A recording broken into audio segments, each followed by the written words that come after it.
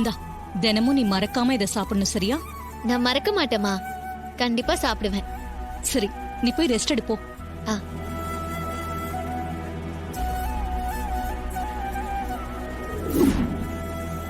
நான் வரேம்மா.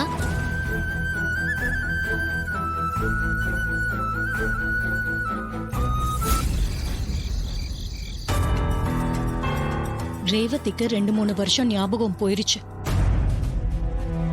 அந்த டிரைவர் பயல மறந்துட்டான்னு ரொம்ப சந்தோஷப்பட்டேன். அதனாலதான் அவனை வீட்டை விட்டும் துரத்தினேன். ஆனா அவன் இங்கேயே இருந்துகிட்டு டார்ச்சர் கொடுப்பான்னு நினைக்கவே இல்லை. இந்த வீட்டுல இருக்கிறவங்களும் அவனுக்கு சப்போர்ட்டா தான் இருக்காங்க. அவனை இந்த வீட்டை விட்டு துரத்தினது மட்டும் பத்தாதுன்னு தோணுது. அவன் இங்க பெர்மனண்டா வராம இருக்கணும்னா மாப்பிள்ளைங்கிற அந்தஸ்தை இல்லாம பண்ணணும். அதுக்கு ஜாக்குன்னு ஒருத்தனை கொண்டு வந்தோம். ஆனா அவன் சரிப்பட்டு வர மாதிரியே தெரியல. அவனை நம்பி இனிமே எந்த பிரயோஜனமும் இல்ல. இதுக்கு சரியான ஆளு நமக்கு தெரிஞ்சவங்க யாராவது இருக்காங்களா?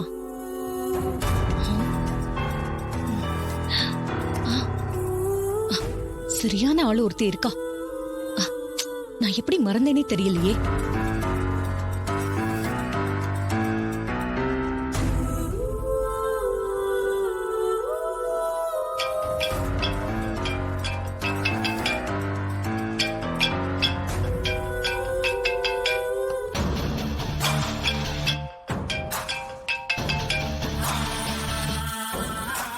ஹலோ, எப்படி இருக்க சூரியகலா?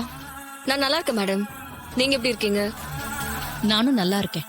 என்ன மேடம், ரொம்ப நாள் கழிச்சு ஃபோன் பண்ணிருக்கீங்க? இல்ல, உன்னை பார்க்கணும்னு நானும் நிறைய தடவை நினைக்கிறது உண்டு. ஆனா வேலை பிஸில நடக்காம போயிடுது.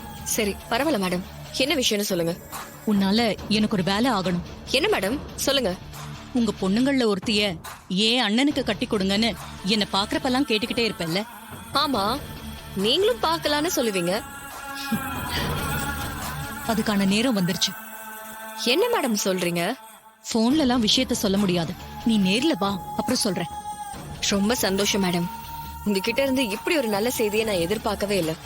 கால நேரம் கூடி வந்தா எல்லாம் அப்படிதான் நடக்கும். சரிங்க மேடம், நான் எப்ப வரட்டும்? நாளைக்கே கிளம்பி வா. நல்ல விஷயத்த தள்ளி போட வேண்டாம். சரிங்க மேடம், அப்ப நாளைக்கே நான் வந்துடுறேன். சரி வா, மத்ததையெல்லாம் நேர்ல பேசிக்கலாம். சரிங்க மேடம்.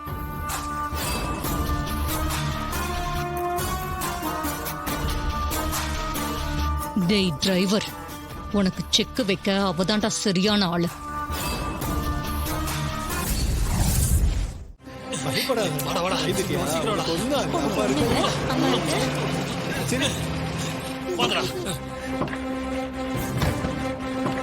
டேய், ஏதாவது சீக்கிரம் எடுத்து வைடா.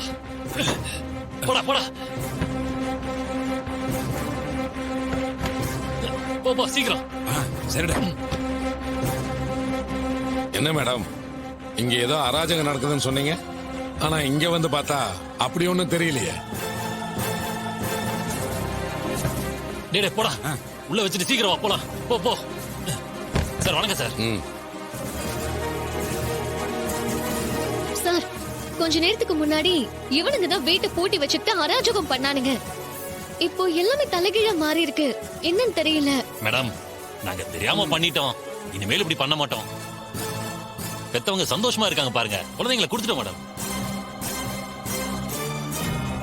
ஆமா மேடம், இனிமே இந்த ஏரியா பக்கம் கூட நாங்க தலை வச்சு படுக்க மாட்டோம். சார், எங்களை மன்னிச்சிடுங்க சார். காசுக்காக புத்தி கிட்டு போய் தப்பு பண்ணிட்டோம். இனிமே இப்படி பண்ண மாட்டோம். மன்னிச்சு விட்டுருங்க சார். டேய், தப்ப உணர்ந்து மன்னிப்பு கேட்டதுனால எதுவும் செய்யாம விட்டுட்டு போறேன். இனிமே எங்கேயாவது தப்பு செய்யறத பார்த்தேன், ஸ்டேஷனுக்கு தூக்கிட்டு போய் லாடம் கட்டிடுவேன். போங்கடா. Thanks sir. Sorry madam. வரேன் மேடம். மேடம், இனிமே எந்த தப்பும் இங்க நடக்காது. ரோட்ல ஒரு தப்பு நடந்தா அதை வேடிக்கை பார்த்துட்டு போகாம தட்டி கேட்கணும்னு நினைச்சீங்க பாருங்க, உண்மையிலேயே அது பெரிய விஷயம் தான். உங்களை மாதிரி தான் எல்லாரும் தைரியமாவும் துணிச்சலாவும் இருக்கணும். வரேன் மேடம். போய் வண்டி அடியா.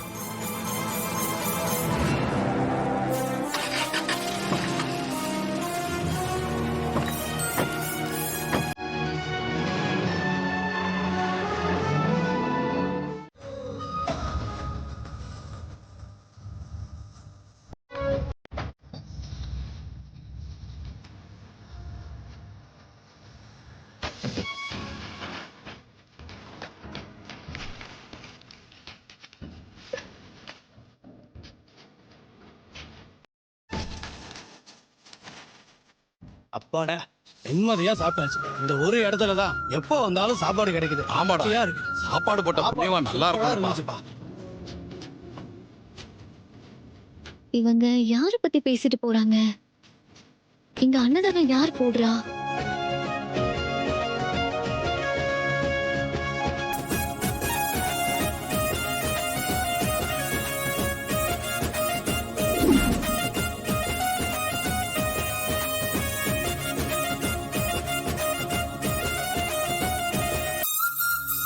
அண்ணே, என்னம்மா?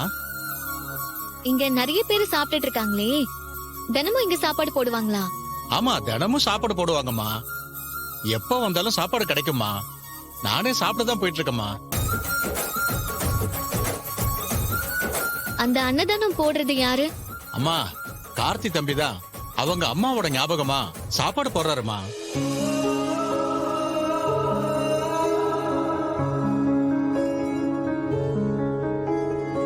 இங்க வந்துட்டு யாரும் பசியோட போக கூடாதுமா. அதாம்மா அவரோட எண்ணம். அது அவரோட அம்மா சிலையா? ஆமாமா, அவரோட அம்மா சொல்லதான்.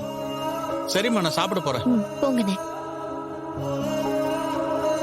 அந்த கார்த்தி பெரிய ஆள் தான் போலயே. அங்க என்னடானா குலசாமின்னு சொல்றாங்க, இங்க என்னடானா டெய்லி அன்னதானம் போடுறாராம். அவரை பார்த்து அவருக்கு ஒரு பாராட்டு சொல்லணுமே. அவரை பத்தி யாருக்கிட்ட விசாரிக்கலாம்?